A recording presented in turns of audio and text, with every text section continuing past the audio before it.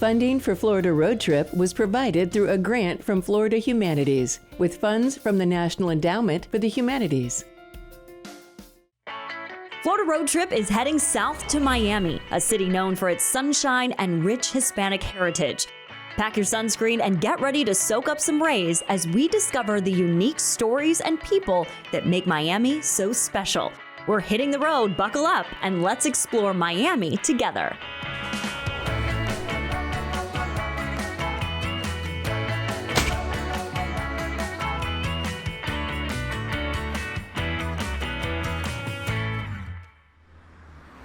Thank you for joining us. I'm Allison Godlove. Welcome to Miami. This city feels like it's been part of the U.S. for a long time, but it's actually pretty young, not even 130 years old yet.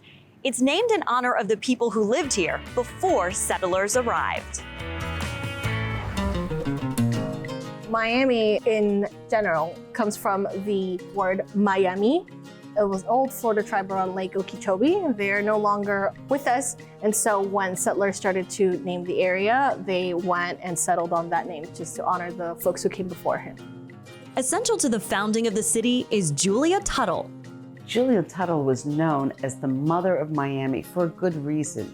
She's the only recognized, at least, female founder of a major United States metropolis, a big city, Miami. Tuttle was from the Ohio area and came down to visit her parents who were living in Florida. It was really harsh, hot, humid, lots of plants around. But she also saw so much more. She found the beauty in it. After her husband died, she moved down permanently from Ohio and bought 640 acres of land. In the 1890s, she came down to South Florida, and she was actually only the second landowner in the area that we now know as Miami. And her only neighbors at the time were Mary and William Brickell. And that was it. And it was just wild. But she saw its possibilities. And it was her dream. She told it to friends. She wanted to see this area develop, that other people could come down here. But it was so hard to get here. She knew the key to it would be the railroad. Getting the railroad to Miami was no easy task. It took a long time. She actually tried to convince Mr. James Ingram, who worked for Henry Flagler, was a partner, and she talked to Mr. William Brickell about giving away a good portion of their land in order for the train to come down to South Florida. Didn't help. He was not interested in it either. He went down as far as Palm Beach. He thought no one is ever going to go farther. It was just wild country, hard to get to.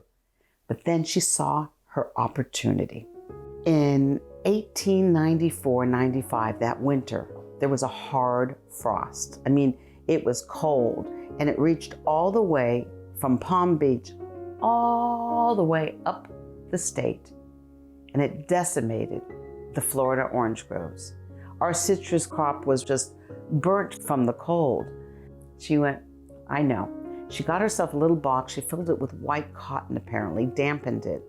And the story goes that she put in some of the most fragrant orange blossoms right from her tree, maybe an orange or two, but for sure those orange blossoms, and sent it up to a Henry Flagler in Palm Beach and said, the weather's fine down here. Come on down and see for yourself. That definitely got his attention, and he did. She also did more than that, though. She made him an offer that was hard for him to refuse. She donated half of all of that land. She donated her land if he would agree to come down and bring the railroad and build a hotel and all the amenities, which would mean electricity, water, sewage, which, by the way, she got for free for the rest of her life. She also talked to Mary and William Brickell. They donated land too, and it worked. And that was the beginning. You know, people always said, oh, no one would ever come down here. It was so far. But I think maybe Mama was right, because after all, Miami is known all over the world. People come here from every corner of the world.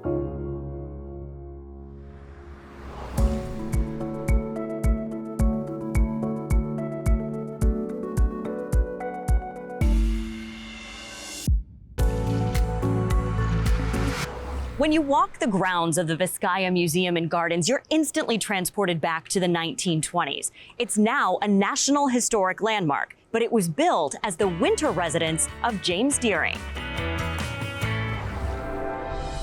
James Deering was an agricultural industrialist, which really means he made mechanized farm equipment. They were one of the largest companies in the United States at the time. It's how the Deering family comes into their money. The Vizcaya house is modeled after an Italian home that still exists today. Deering and his artistic director were traveling throughout Europe and just finding things that were inspirational to them: Mediterranean architecture, Italian villages. Paul Chalfin was the artistic director traveling with Deering, but F. Baral Hoffman was the architect. Hoffman was challenged with more than building a home based on the European inspirations. Deering and Chalfin, when they were doing these travels in Europe, they were buying things for the estate. And of course, like whatever, you buy a couch for the room as you're getting into a new place. Deering and Chalfin, they were also buying ceilings, and they were also buying gates. And so imagine if I go to my architect and I say, I want you to design my house, but you also have to fit this ceiling into it. Hoffman achieved success, but Deering's vision didn't stop there. He wanted to also design the gardens. He kept a lot of the native plants and ecosystem because he liked the way they looked, but he also recruited a landscaper to help, Diego Suarez. He designed it from afar, and then when he got here on site, he needed to make a bunch of tweaks because how could you possibly design a site without being on site? But there's a lot of those hallmarks. There's symmetry here. I think Suarez did a great job figuring out how to maintain an aesthetic of Italian style gardens, but situated for Vizcaya and Miami's climate. Deering built his fortune on agriculture-related technology, so it's not surprising his home would have first-of-its-kind tech. There is direct dial telephone, which today we don't think anything of. We've all got these computers in our pockets with our smartphones. But 100 years ago, you had to use an operator to call Joe in Chicago. There's also a central vacuuming system, dumbwaiters, ice boxes, 2 elevators. This guy is really advanced. And while it's fun to think about how advanced Vizcaya was for the time period in which it was built, it's also a great reminder of its place in Miami's history. Miami is more than South Beach. Vizcaya proves it. It's just one way to think about how rich and broad and long our history is. Another way to connect the history of Miami is through their initiative, Beyond Vizcaya. Beyond Vizcaya is a community storytelling series. It tells the stories of those that live or grew up in Miami. Stories like those of the Bahamians who left their home in the Keys to come work in Miami. They helped build the Vizcaya estate. Usage Edgecombe was actually one of the Bahamian individuals that came over to Miami. Specifically, when he came here to Vizcaya, he started off as a water boy, but he immediately was able to advance, did a lot of work inside the home, and he eventually became the houseman. We know that for a long time, probably didn't hear that story about the Bahamians and their contributions to Vizcaya. So it's a great thing that now we're building partnerships with people in the community, we're bringing those stories out. Sometimes we're missing from the story, and we're probably missing because someone that felt that they were the storyteller didn't want to tell that side of the story, but it's important to tell all sides. And I appreciate the fact that with Beyond Vizcaya, we have an opportunity to do that.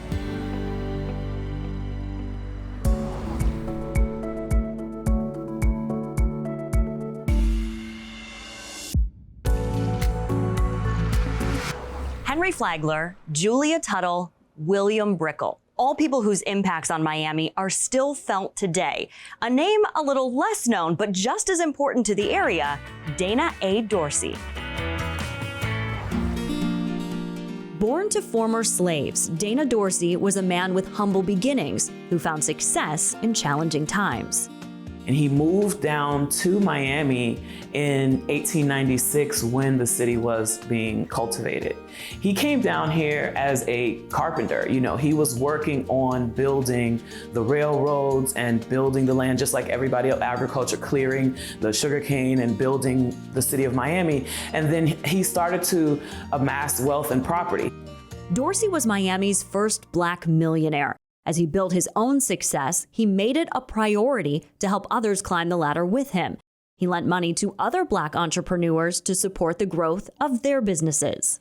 One of the most interesting business deals that Dana Dorsey did was, as he had amassed wealth and he was a man of means, he bought a barrier island off of Key Biscayne with the intention to develop an all-black resort because, black people couldn't stay at the white resorts, but there were black people who had money to come here on vacation. The white newspaper at the time, I believe it was the Metropolis, had a cover story that exclaimed that this, black businessman to build black resort on Barrier Island, which started all kind of drama. And it created so much of roadblocks for him that he ended up selling the island to Carl Fisher. That Barrier Island today, you probably heard of it, Fisher Island. It's one of the most expensive and exclusive zip codes in the United States. And while Dorsey didn't get to see the island become a black resort, what he did accomplish continues to inspire future generations. Even though we talk about plenty of the roadblocks and injustices that are still in place, understanding that you can either lament those things or you can step on top of those things and use them to elevate yourself and other people. And that's what he did in a time where it's almost unheard of to think of a black man accomplishing some of the things that Dorsey did. A replica of Dorsey's home sits on the original property in Overtown. It's listed in the National Registry of Historic Places and is currently used as a museum and a space for exhibits. It's cared for by the Black Archives History and Research Foundation of South Florida. The Black Archives is a nonprofit organization. It was founded in 1977 with the mission to preserve, protect, and make available to the public Miami's Black history from 1896 to present. The city of Miami wouldn't exist without black men. And I'm not even saying that from a standpoint of, the labor that built the city, but when it was time for the city to become incorporated in 1896, there were not enough literate white men who were in favor of that vote. So a lot of the men who had workers that were building the railroads and clearing the land to build the city had their workers report downtown, and they were given the right to cast the one vote to incorporate the city of Miami. So a third of the signers on the incorporation document were black men. And that's why we think it's important to preserve our history.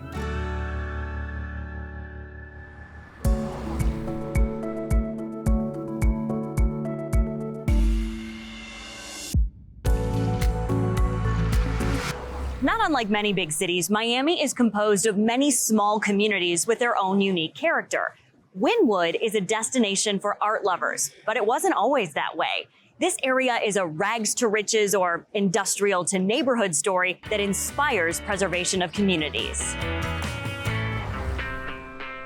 The Wynwood Walls is a collection of murals and sculptures created by some of the world's leading street artists who have narrative-driven artworks, and they've optimized the exterior of commercial spaces here inside the Wynwood Walls, which is the world's leading outdoor street museum. The museum is in the heart of the Wynwood neighborhood. Prior to 2005, abandoned warehouses lined the streets, and it wasn't the busy art community it is today. Wynwood Walls was the idea of the late founder of Goldman Properties, Tony Goldman. He saw an opportunity to bring in world-class artists to create what would become the epicenter for Miami's art scene. Goldman Properties renovated several neighborhoods in big cities, including Soho, Philadelphia, and Miami Beach.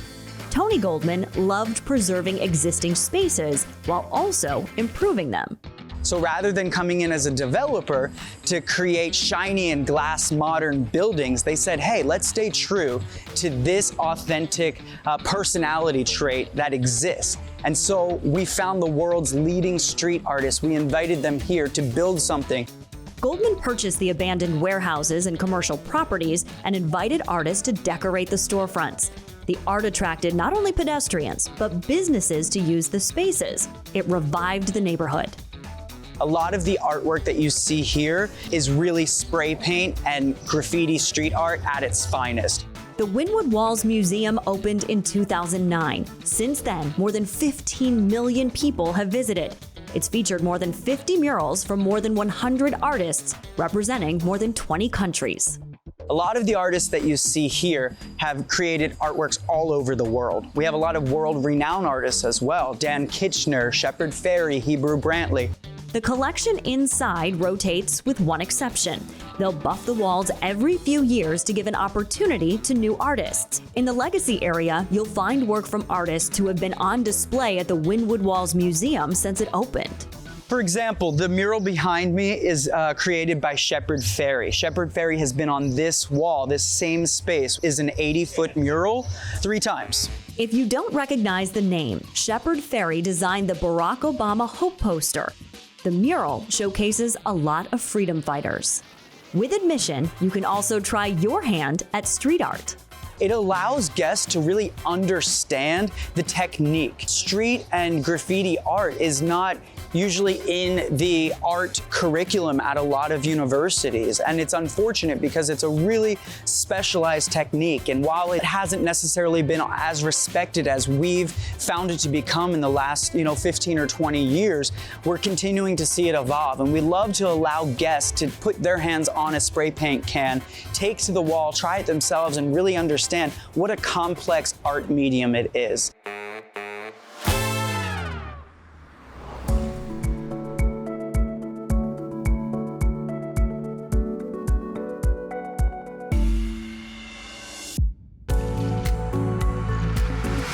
As Castro took over Cuba, many people fled the country, making their way to Miami. They gathered in a neighborhood where they could preserve their culture and support one another. That area is known today as Little Havana. It's grown in a way where we get visitors from every corner of the world to Little Havana. We are now just as big as Miami Beach, just as big as South Beach, just as big as the Keys. Little Havana is a place to come and see because our culture is just as strong as it's ever been.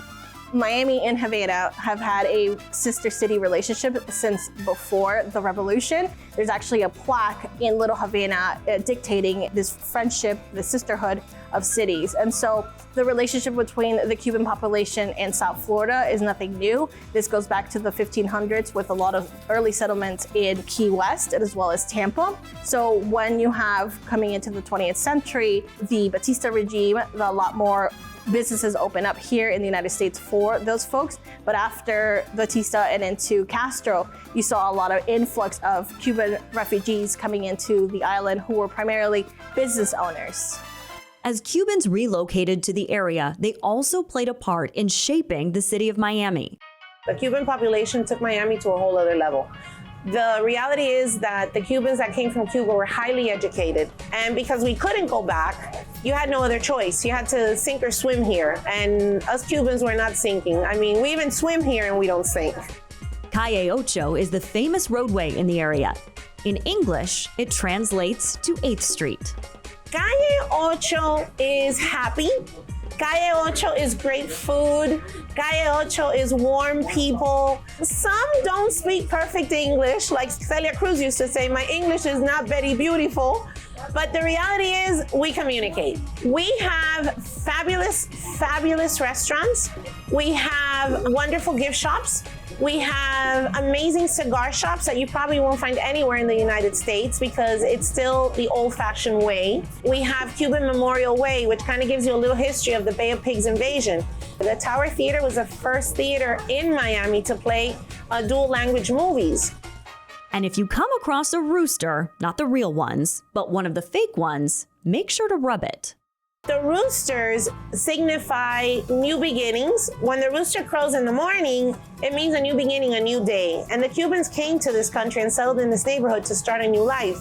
But when we say to someone, suelte el gallo, let go of my rooster, or ¿dónde está mi gallo? Where is my rooster? It means, where's my money? Hand over my money. So it also signifies, new beginnings and wealth and luck. Always rub the rooster when you come to Little Havana for good luck. People who visit Little Havana will get a taste of Cuban culture, but for the Cuban Americans, the neighborhood represents their perseverance. It means how far they've come. They came here with nothing, they settled here, and listen, we're in Washington, we are in New York, we're just everywhere in this country making a difference, really. We came here with nothing and just turned into Americans, but kept our culture at home.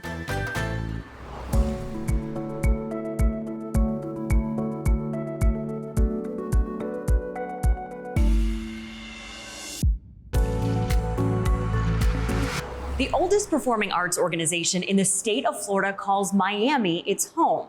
The Florida Grand Opera was founded in 1941 and continues to produce performances.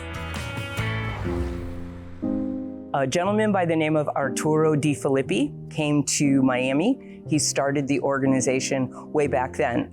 First and foremost, a singer himself, and he wanted to have live opera in his community. The original name of the Florida Grand Opera was the Greater Miami Opera because it started in Miami. The group joined the Opera Guild of Fort Lauderdale in 1994 and became the Florida Grand Opera. Well, at a period in our history, we were kind of known, and we still are, as the Met South. So Renata Scotto, Franco Corelli, Placido Domingo, Luciano Pavarotti, there are just an endless string of names of people who were, during some of the golden years of opera, who came every year and performed at FGO. Miami was Pavarotti's first stop in the United States. He had his debut on the stage of the Miami-Dade County Auditorium, and there are many pictures of him in our building, of him dining in local restaurants. He really was quite the star here in Miami early on in his career, loved the audience, and really got to know the community. The group performs at theaters all around the area, but have residency at the Adrienne Arsht Center for the Performing Arts of Miami-Dade County. We share many staff members and work together each time we do a production to make sure that the audience has a wonderful experience and that we can give them the best opera possible. The opera's been around for 82 years, which is absolutely phenomenal. They deserve all our support and all the accolades they get. It's one of the oldest opera companies. And for them to have a home where they can truly do whatever they want is special. And we're proud of them, and we're proud of the relationship, and we're happy to be able to house them in a house and a home where they can literally dream whatever, and they can do it. The Arsht Center is the vision of a group of people living in Miami who in 1970 recognized that as the city grew, it would need a performing arts center to attract renowned performers. I think one of the things that we feel very, very strongly about, and I think the visionaries that created this, was to recognize that Miami has an incredibly wide array of artists, of creatives, of stories that need to be told, that need to be facilitated, that need to be given a stage to develop so that they could be the best they can be, but also potentially then tour from Miami. Providing space and opportunity for local artists is part of the mission. Our Live at the Plaza series features only Miami artists, local artists, and hundreds of them have already performed in that series, and many of them have then gone on to do more. And that's really the point. We want to develop and launch careers rather than that happens somewhere else and we only get the artists back when they're ready to tour. All around the building, inside and outside, are public art installations. They're a part of the architecture. And there's a lot of really beautiful pieces, all the way from the floors in the lobbies to the balustrades to the curtain in the opera house. There's a gorgeous piece of art, and the public can have access to that art. They really thought about public art as a really important design element in this building. We also have rotating visual arts exhibitions in our lobby. So we're not just thinking about performing arts, but also giving our visual artists an opportunity to be here.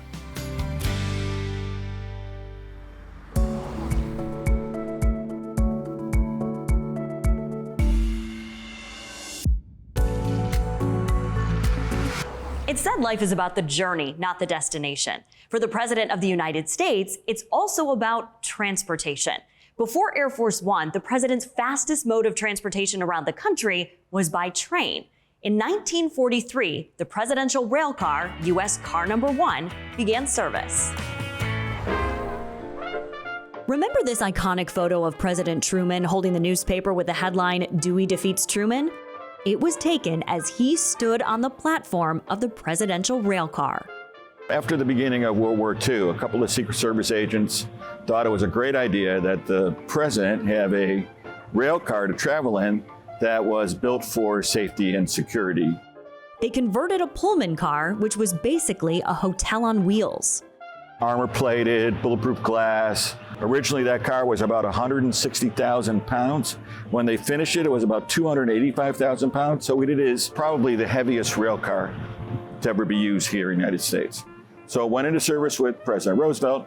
First trip was down here to Miami, and he used it very regularly, probably 50,000 miles put on it in the first couple years of service.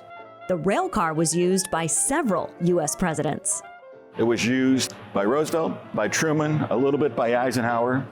Then it was stored, and then the museum acquired it in the late 50s. The side of the train still bears the name Ferdinand Magellan as part of the Pullman series honoring famous explorers. To make it suitable for presidential use, some changes to the interior were necessary. They reduced the number of rooms to 4. They made the dining room and the observation lounge. The observation lounge is in the front to make it a more useful tool for the presidency. The rail car is now part of the collection at the Gold Coast Railroad Museum. We are about 50 acres of property. We run large-scale trains and small trains here. We've got a building full of model train equipment. It's really a great piece of property and a great historic attraction. Miami is a place full of history and wonder. Keep exploring. You never know what you might discover. Thank you for joining me on this Florida road trip adventure. I'm Allison Godlove.